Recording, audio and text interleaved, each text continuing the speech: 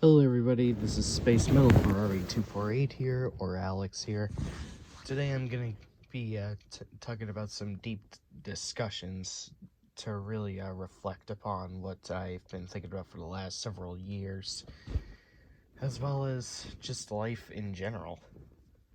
And yeah, as you can tell by the title, it really does not, it really won't get you anywhere if you turn your back on your principles. Like, for example, if you say you're my friend and that we'll always be together for the rest of time, and that we have each other's word, and then we turn a complete 180 because of our far left or far right political ideologies, then those aren't gonna really get us anywhere, are they? Betraying your principles is arguably gonna undermine your character, your personality, everything that you've stood for. Like, for example, George Lucas, when he said that special effects are a tool, a means of telling a story, and that they're pretty tedious without a story, he then later, years down the road, does everything to add so many unnecessary special edition changes to the original trilogy, which not only makes them sometimes unwatchable, but also undermines the original trilogy in and of itself. Like, for example, when you see Darth Vader looking at Luke, his son, being tortured to death by the Emperor, his master, who even went to the dark side to save people from dying in the first place, and then when he chose to kill the Emperor, he threw him down the pit. And there was no exchange of dialogue whatsoever. It was all visual storytelling. We could feel the inner turmoil that Darth Vader was feeling by not saying a single word, by just looking at Luke, then the Emperor, then Luke, the Emperor, and then he decides to kill the Emperor to save his son Luke. But now that's completely tarnished and squandered by that abysmal no in the Blu-ray edition. God, that change is so fucking terrible. George Lucas, whatever happened to your special effects without a story is a pretty boring thing. Besides, it was already powerful enough when we could feel the inner turmoil behind Darth Vader's masks. That's not the only example either, but also taking out Sebastian Shaw's ghost as Anakin to add in Hayden Christensen to supposedly connect it with the prequels, which were already bad enough to be disjointed in many different ways from the original trilogy. But then, when Hayden Christensen's ghost was added in the special edition of Return of the Jedi, that suggests that, one, Anakin was never redeemed, thus tarnishing the subtitle Return of the Jedi. It's called Return of the Jedi for a reason. Because Anakin returned from the dark side as a Jedi, then died a Jedi, and then thus helping Luke bring back the order of the Jedi by destroying the Sith and bringing balance to the Force until of course, the Emperor came back to life via Sith Eternal in the sequel trilogy. But then Rey, of course, brought back the balance as he did. He meaning Anakin. By bringing Anakin's Hayden Christensen ghost back completely undermines the subtitle Return of the Jedi. It's called Return of the Jedi for a reason.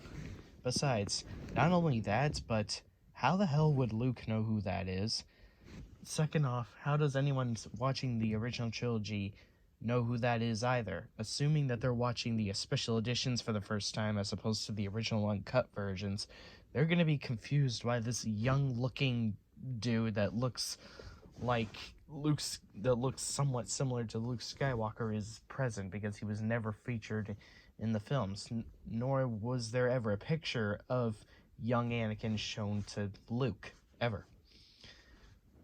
Also, it's incredibly disrespectful to Sebastian Stan. Not only that, but Jason, I don't remember his last name, was also cut from Empire Strikes Back when he was voicing Boba Fett.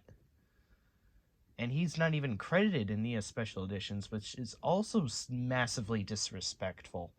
It's a huge disrespect to all the people that put hard work into their roles. George Lucas acknowledged that special effects without stories are very boring things, only to then turn a complete 180 to add unnecessary special editions to the original trilogy to make money.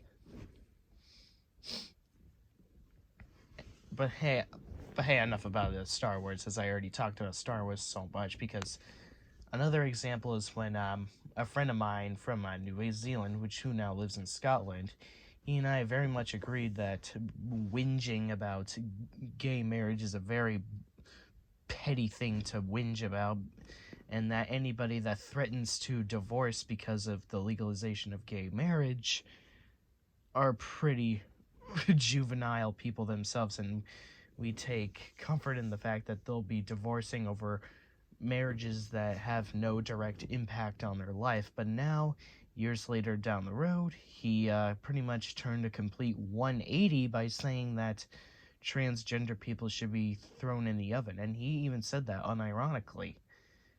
He went from being a moderate centrist to now being a too far gone right-wing fascist that does nothing but shove his right-wing fascism down everyone's throat. And I'm not even just saying that exaggeratively. I'm not even hyperbolizing him. He actually is unironically a right-wing fascist nowadays, who has unironically told me that all transgender people should be thrown in the oven, which is beyond, as you can imagine, beyond disgusting, and would have put a bad taste in anyone's mouth that used to very wholeheartedly trust him. And next example, which is a recent example, a YouTuber I used to pretty much worship, a YouTuber that I thought would change the world, a YouTuber that I pretty much thought was the smartest person in the world, is Undertaker Freak 1127.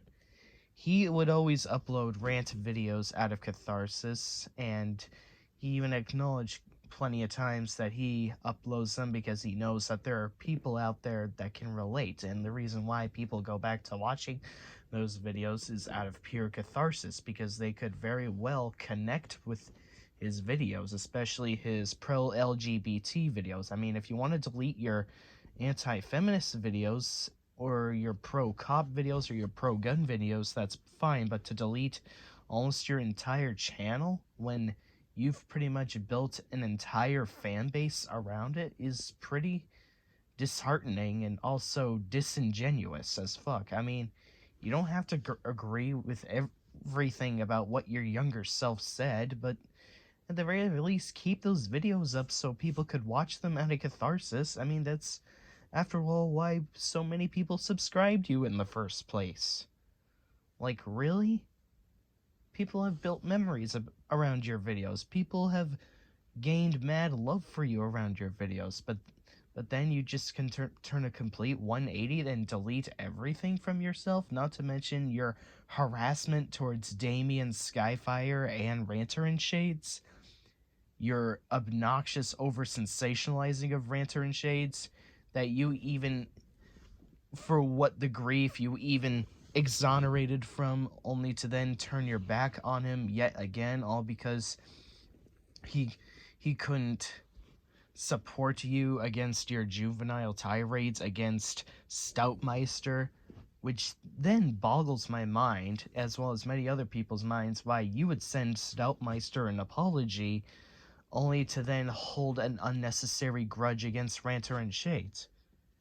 Really says a lot about your own integrity when the only reason why you even turned your back on Ranter and Shades in the first place is because he couldn't support you against your juvenile tirade against Stoutmeister. Now you're suddenly forgiving Stoutmeister and not Shades.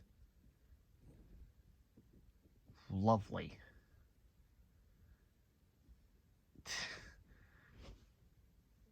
And the funny thing he even criticized Ranner and Shade's former favorite YouTuber for deleting so many videos of his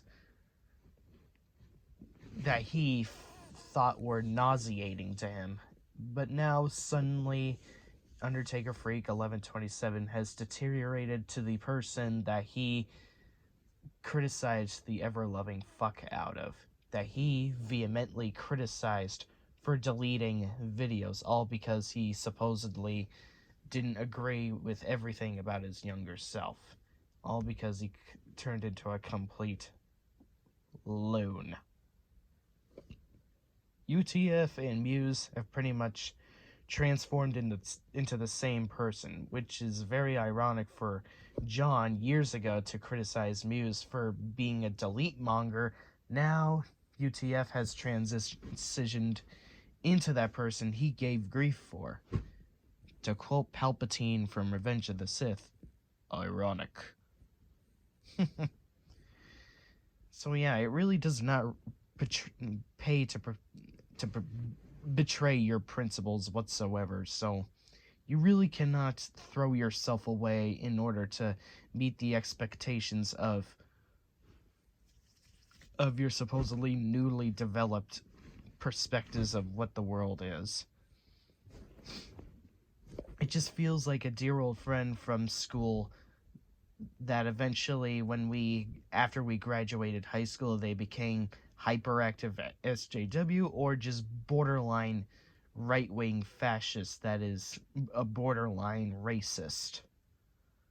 It just feels disgusting how people would put their own far left or far right ideologies before everyone else that vehemently trusted them.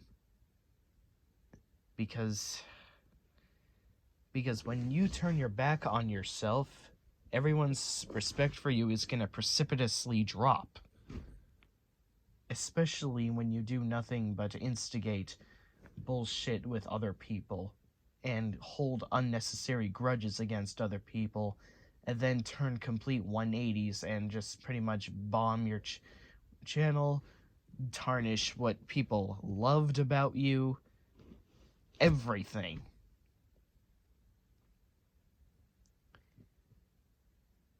Another example in cinema, which is, of course, the story of Anakin Skywalker. He did participate in the Jedi Order, which was the faction of the people that are guardians of peace and justice. And that's exactly what Anakin stood for years. But when Palpatine came along to give him remedy about all the nightmares about Padme dying from childbirth, he told him about how he could save people from dying to bait him into the dark side of the Force. But then, of course, once he saw Mace Windu supposedly starting an uprising against a Jedi uprising against the Senate. I am the Senate. That led Anakin to the belief that the Jedi were trying to overthrow the Republic. So Anakin decides to betray his Jedi principles by cutting off Mace Windu's hand, and then Palpatine zapped him to his death, thus forcing him off the skyscraper, falling to his death on Coruscant. And then, of course, initially Anakin was feeling like, what have I done? Knowing that he damn well betrayed his principles and the Jedi Order. The catalyst went even further when he led a platoon of clone troopers to a Jedi temple, killing younglings, no less. His betrayal of his principles led to the extinction of the Jedi, most of the galaxy being turned against him, as well as his best friend being against him as well, even going to the extent of cutting off both his leg limbs and his left arm. What I'm saying, guys, is when you turn your back on yourself, tarnish your own integrity, tarnish your belief system, tarnish what you stood for, which is why you built connections with so many people to begin with, it's not going to do you any good in the long run whatsoever. Especially when you don't even have any self-awareness of you criticizing other people for doing the same thing, and then years down the line or even months you rapidly deteriorate to that same person that you criticized. Because you can't just build so many connections and friendships with so many people because you know that they could relate to you and have many connections to you, only to then shit on yourself by erasing almost everything admirable about you. Because how many people do you think are going to be left to support you when you turn a complete 180 on yourself? Because when you turn your back on your audience, that's when you're really, really screwed. And that's why Star Wars was heading into a financial flop in 2012 and back. Sorry for getting long-winded. By the way, thank you guys for 2,000 subscribers. I didn't really grind for that number anyways, but I still appreciate you binging my videos, as the sole reason why I even make these videos is to begin with is because I know people out there can relate, and people can watch my videos out of pure catharsis because they know that it makes them feel better as well it does to me, because I know there's a lot of people that give me the warm feeling that they feel better about the world now that there's more than one person that has the same belief system as they do. So, peace out, everyone. Have a great night.